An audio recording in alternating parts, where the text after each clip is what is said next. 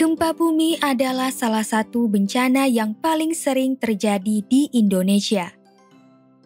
Hal ini disebabkan Indonesia terletak di wilayah pertemuan 3 lempeng bumi. Pergerakan setiap lempeng tersebut dapat memicu terjadinya gempa di Indonesia. Pernahkah kalian mengikuti simulasi penyelamatan diri dari bencana gempa bumi? Simulasi tersebut adalah salah satu contoh penerapan edukasi dalam penanggulangan bencana. Selain edukasi, ada beberapa cara lain yang dapat digunakan untuk menanggulangi bencana dengan melibatkan masyarakat. Apa sajakah yang dapat dilakukan masyarakat untuk berpartisipasi dalam penanggulangan bencana alam? Simak penjelasan selengkapnya pada video pembelajaran ini. Upaya penanggulangan bencana. Menurut Undang-Undang Nomor 24 Tahun 2007 tentang Penanggulangan Bencana, penyelenggaraan penanggulangan bencana adalah serangkaian upaya yang meliputi evaluasi atas kebijakan pembangunan yang berisiko timbulnya bencana, kegiatan pencegahan bencana, tanggap darurat bencana, dan rehabilitasi bencana. Penanggulangan bencana dapat dilakukan melalui 3 hal, yaitu pemanfaatan edukasi, pemanfaatan kearifan lokal, dan pemanfaatan teknologi modern. Mari kita bahas satu persatu. Pertama, upaya penanggulangan bencana melalui pemanfaatan edukasi.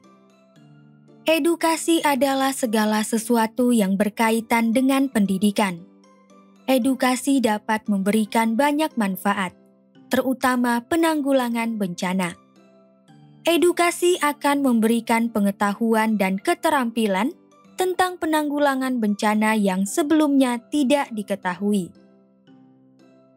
Upaya penanggulangan bencana melalui pemanfaatan edukasi dapat dilakukan melalui pendidikan kebencanaan formal dan pendidikan kebencanaan informal.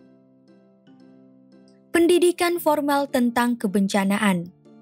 Pendidikan formal tentang kebencanaan adalah pendidikan kebencanaan yang diintegrasikan dengan jenjang pendidikan formal, seperti SD, SMP, dan SMA. Pendidikan tersebut dapat dilakukan dengan mengintegrasikan materi tentang penanggulangan bencana ke dalam materi belajar mengajar di kelas. Landasan hukumnya ialah Peraturan Kepala Badan Nasional Penanggulangan Bencana atau BNPB Nomor 04 Tahun 2012 tentang Pedoman Penerapan Sekolah atau Madrasah Aman dari Bencana. Menurut peraturan ini, sekolah diminta untuk berkomitmen atas keamanan dari bencana.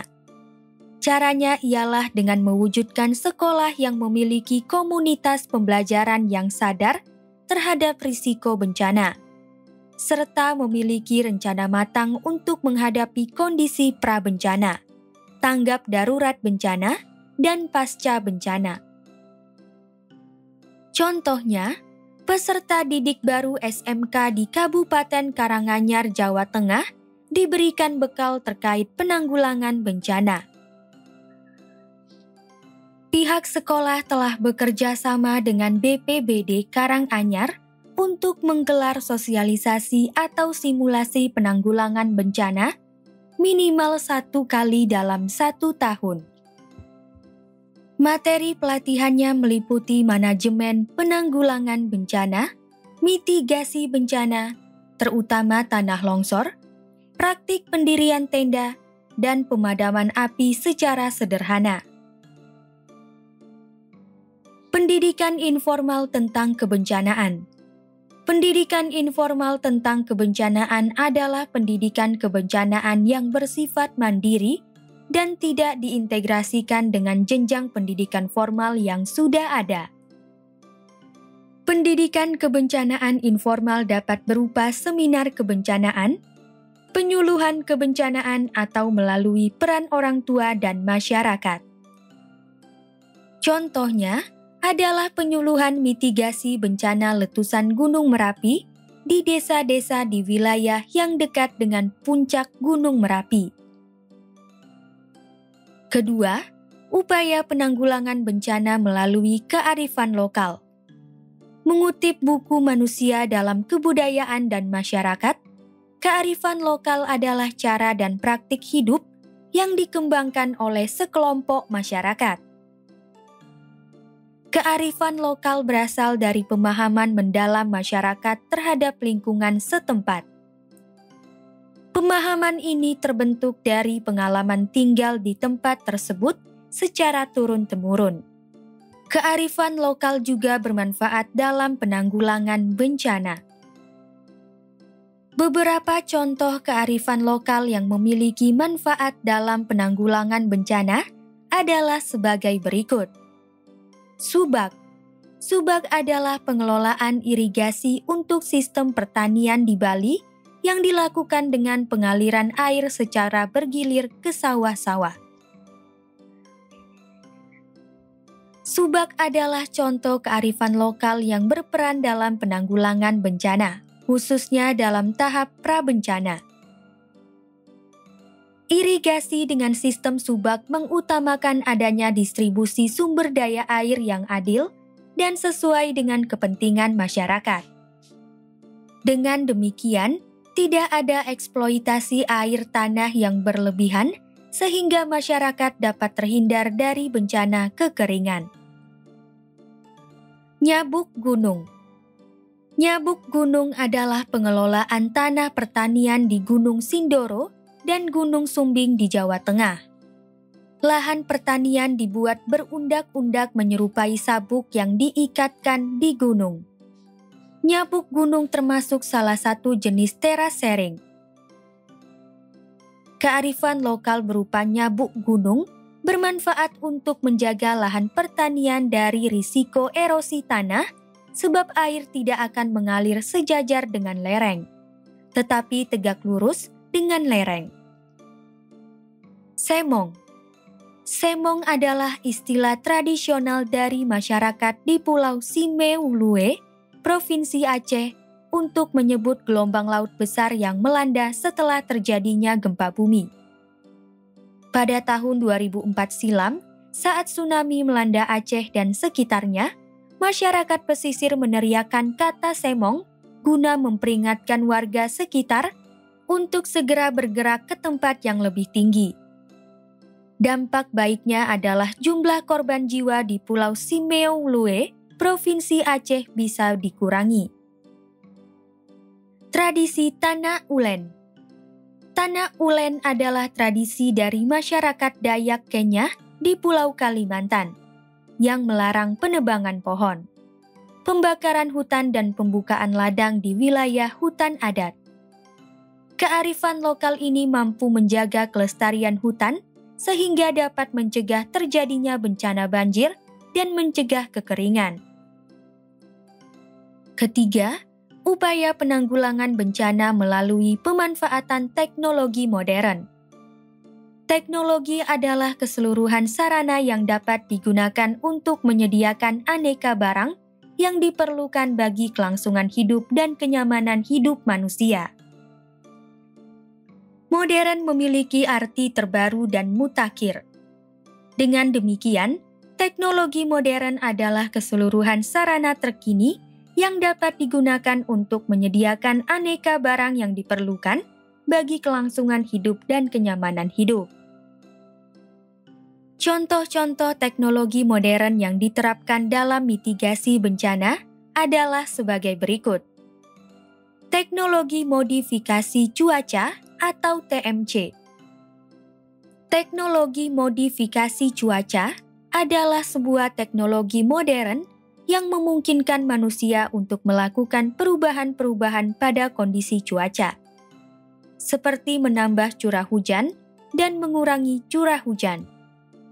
Perubahan ini biasanya dilakukan untuk mencapai tujuan tertentu. Di Indonesia, teknologi modifikasi cuaca dibuat oleh Badan Pengkajian dan Penerapan Teknologi atau BPPT, serta sering digunakan untuk beberapa keperluan sebagai berikut. Memadamkan kebakaran hutan dan kebakaran lahan. Caranya ialah dengan menambah curah hujan di wilayah kebakaran tersebut. Upaya ini dilakukan dengan menyemai awan-awan yang berada di atas wilayah kebakaran lahan dan kebakaran hutan. Menyemai awan adalah kegiatan menabur bahan semai berupa garam halus. Tujuannya adalah agar segera terjadi hujan di atas wilayah tersebut. Contohnya, TMC dimanfaatkan untuk memadamkan kebakaran hutan di Provinsi Riau pada tahun 2020. Mencegah banjir. Caranya ialah dengan mengurangi curah hujan di wilayah yang diprediksi akan mengalami bencana banjir apabila terjadi hujan lebat. Upaya ini dilakukan dengan menyemai awan-awan yang bergerak menuju wilayah yang berpotensi banjir. Tujuannya adalah agar hujan terjadi di wilayah lain yang lebih aman, bukan di wilayah yang berpotensi terjadi banjir. Contohnya, TMC dilakukan pada awan-awan yang bergerak ke Jakarta sejak 3 Januari 2020 hingga 2 Maret 2020 dengan tujuan mencegah banjir di Jakarta. Teknologi Indonesia Tsunami Early Warning System atau INA-TEWS. INA-TEWS adalah teknologi modern yang diharapkan mampu mengirimkan sinyal darurat sebagai peringatan dini potensi tsunami akibat gempa bumi. Jadi, masyarakat memiliki waktu yang cukup untuk melakukan evakuasi. INA-TEWS telah diresmikan sejak November 2008. INA-TEWS terdiri atas seismograf yang berfungsi untuk mencatat kekuatan gempa, stasiun pasang surut yang berfungsi untuk memantau kondisi pasang dan surut air laut di pantai, serta buoy atau pelampung yang berfungsi untuk mendeteksi adanya gelombang yang berpotensi tsunami. Seismograf adalah alat pendeteksi gempa bumi yang dilengkapi dengan perekaman data dan perhitungan waktu pencatatan getaran tanah hasil rambatan gelombang dari gempa bumi.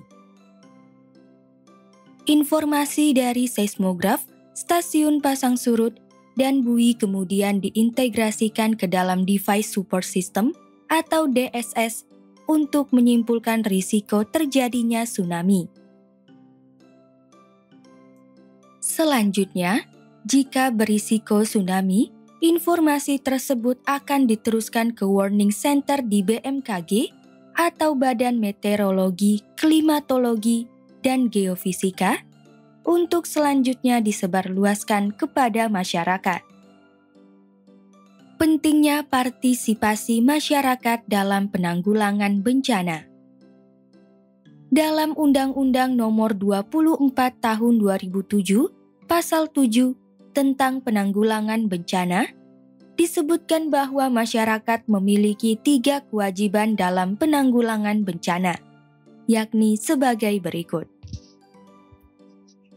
Pertama, menjaga kehidupan sosial masyarakat yang harmonis, memelihara keseimbangan, keserasian, keselarasan, dan kelestarian fungsi lingkungan hidup. Tujuan dari pemeliharaan keseimbangan, keserasian, dan kelestarian lingkungan hidup ialah meminimalkan risiko bencana yang terjadi di setiap wilayah. Contohnya, masyarakat di pantai Aceh yang terdampak tsunami pada tahun 2004 melestarikan tanaman bakau atau mangrove yang tumbuh di sepanjang pantai, sehingga potensi abrasi dan tsunami di wilayah tersebut makin kecil. Tsunami dan abrasi adalah gelombang laut yang tidak dapat dicegah kejadiannya.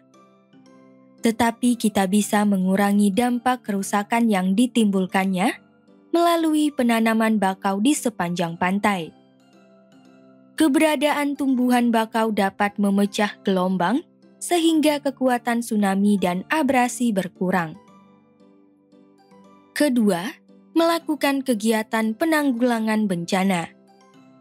Kegiatan penanggulangan bencana memiliki 3 tahapan, yaitu prabencana, tanggap darurat bencana, dan pasca bencana. Masyarakat dapat berpartisipasi pada tiap-tiap tahapan tersebut. Di antaranya, melalui kegiatan-kegiatan sebagai berikut. Partisipasi masyarakat pada tahap prabencana. Berpartisipasi dalam pembuatan analisis risiko bencana. Artinya, masyarakat melakukan analisis tentang besarnya tingkat risiko terjadinya suatu bencana di wilayah tempat tinggal. Contohnya, masyarakat di lereng Gunung Merapi Provinsi Daerah Istimewa Yogyakarta atau DIY turut berpartisipasi dalam pembuatan analisis risiko bencana letusan gunung api dengan menyampaikan kondisi kerentanan berdasarkan jumlah penduduk lansia dan anak-anak di wilayahnya. Melakukan penelitian terkait kebencanaan. Artinya, masyarakat melakukan penelitian tentang suatu bencana yang sudah terjadi. Hasil penelitian tersebut kemudian dipublikasikan sehingga dapat membantu pengambilan kebijakan dalam merumuskan upaya yang paling tepat dalam penanggulangan bencana yang serupa.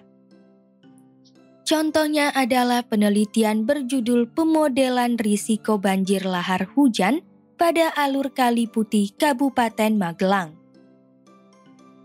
Penelitian ini dapat dimanfaatkan oleh pemerintah Kabupaten Magelang dan BPBD untuk membuat jalur evakuasi, sekaligus memetakan kebutuhan fasilitas penanggulangan banjir lahar seperti tanggul. Membuat rencana aksi komunitas tentang penanggulangan bencana. Tujuannya adalah ketika terjadi bencana seperti letusan Gunung Merapi, komunitas penanggulangan bencana sudah memahami langkah-langkah yang harus dilakukan. Dengan demikian, kegiatan tanggap darurat bencana berlangsung dengan efektif dan efisien. Contohnya, relawan dari berbagai komunitas terkait bencana letusan Gunung Merapi menyusun strategi terkait status Gunung Merapi yang makin meningkat. Mengikuti pendidikan dan pelatihan tentang kebencanaan. Tujuannya adalah ketika terjadi bencana, tiap-tiap individu memiliki pengetahuan dan keterampilan untuk menyelamatkan diri. Dengan demikian, kerugian jiwa dan harta benda dapat dikurangi. Contohnya, masyarakat menghadiri pelatihan mitigasi bencana Gunung Merapi yang dipantau langsung oleh BPBD. Membuat organisasi masyarakat terkait dengan penanggulangan bencana. Tujuannya adalah organisasi tersebut dapat melakukan koordinasi penanggulangan bencana dengan lebih baik. Contohnya adalah pendirian Merapi Lowo Rescue atau komunitas relawan yang bergerak di bidang kebencanaan. Raja Wali atau komunitas sosial kebencanaan, dan Destana atau desa tanggap bencana. Pembentukan komunitas-komunitas tersebut bertujuan untuk menanggapi bahaya erupsi gunung berapi.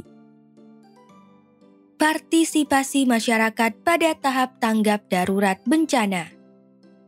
Memberikan informasi bencana. Artinya, masyarakat memberikan informasi bencana kepada BPBD atau instansi lain yang terkait dengan penanggulangan bencana. Dengan demikian, terjadinya bencana dapat diketahui dengan cepat, sehingga evakuasi bencana dapat dilakukan sedini mungkin. Jadi, potensi jatuhnya korban jiwa dan kerusakan harta benda dapat diminimalkan. Contohnya, warga Kabupaten Sleman dapat melaporkan kejadian bencana melalui aplikasi Lapor Bencana Sleman. Melakukan evakuasi secara mandiri. Dengan demikian, penduduk dapat segera berpindah ke lokasi yang aman terhadap bencana. Contohnya, saat status Gunung Merapi naik dari normal menjadi waspada, penduduk Sleman di lokasi yang dekat dengan puncak Gunung Merapi berbondong-bondong melakukan evakuasi mandiri ke wilayah yang aman. Melakukan kaji cepat tentang dampak bencana.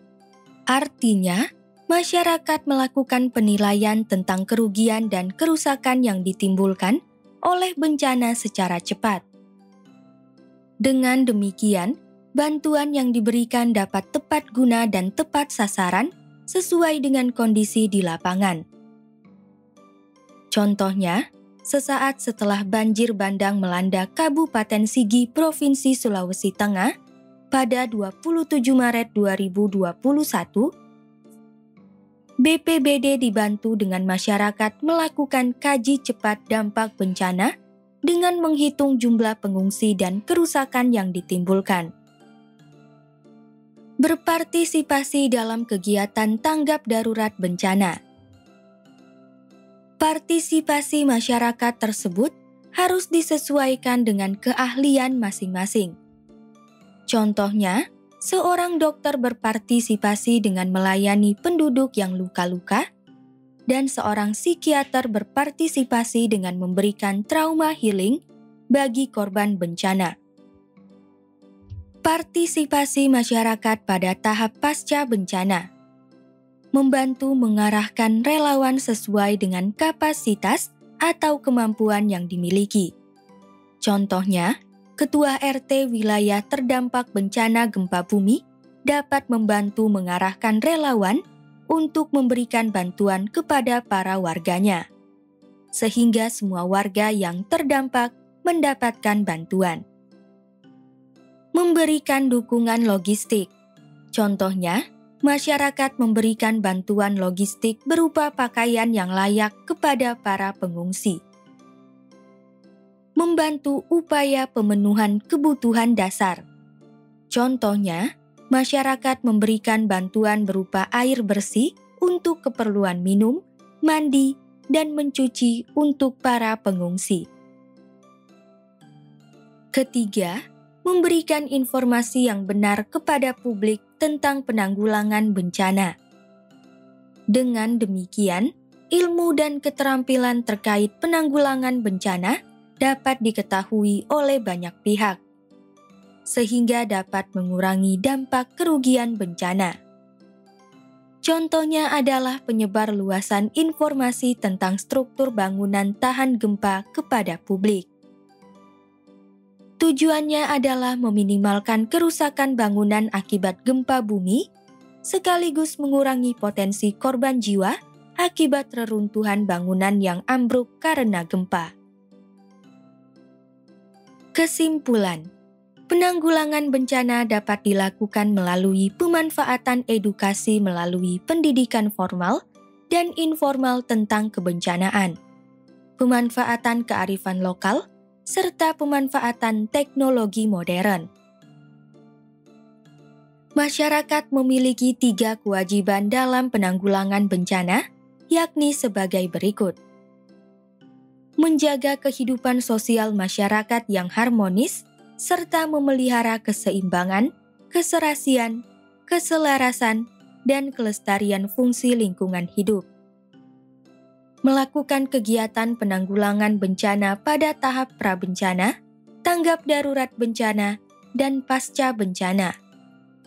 Memberikan informasi yang benar kepada publik tentang penanggulangan bencana.